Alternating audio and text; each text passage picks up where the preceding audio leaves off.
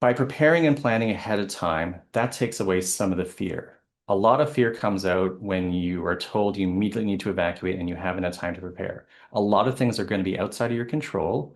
So let's put into control those things that you can. Things like making a plan, things like building your kit, things like reaching out to your family and friends and colleagues to see how we can help each other. Those are things within each other's control. And giving yourself more control gives you a better mental state and makes you better prepared to deal with anything that may come forward. So a couple of things you need to take into account when preparing for an evacuation and you're making your plan is know what your typical work day looks like. Are you all together? Are you alone? Do you have family? Do you have extended family? Where are they during the day? How do you contact them if you did have to evacuate? Things you might want to have. I can show you some items. So this is one of the kits that we have on our website. But you can buy them from us. You can buy them from many places. You can build them yourself. Work gloves, emergency radio, and this one doubled as a flashlight too. Duct tape, always good to have. Glow sticks. These are emergency water bottles. These are emergency food rations.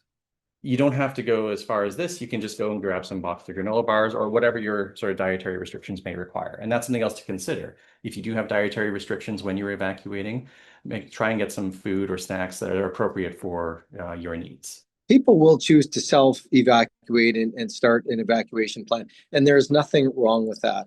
I think on the contrary to that, what we see times more than not is individuals that aren't prepared when that call comes in.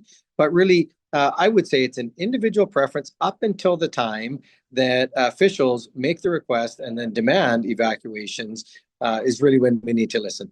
Prevention is the key. And I think that preparation and the understanding of having the conversation is of the utmost importance. You know, not many of us have actually been in the situation where we've had to evacuate. And therefore, it's not something that we sit around a coffee table or a kitchen table and talk about. The value of having the conversation is enormous. Understand what mom and dad's cell phone number is, and vice versa. Have that piece of paper in your child's backpack in the event that they need to get a hold of you. Those are some things that I would really, really encourage basic conversations to have at the kitchen table.